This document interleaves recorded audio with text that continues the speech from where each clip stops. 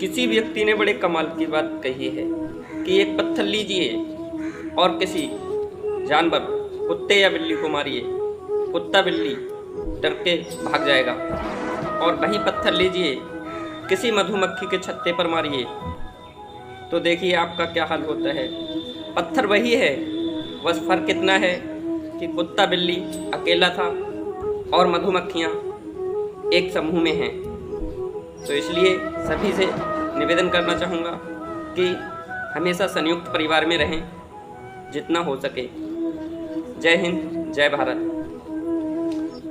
एक बार फिर से कहना चाहूँगा, जो हर रोज़ कहता हूँ, कर दिखाओ अपने जीवन में कुछ ऐसा जो दुनिया करना चाहे आपके जैसा।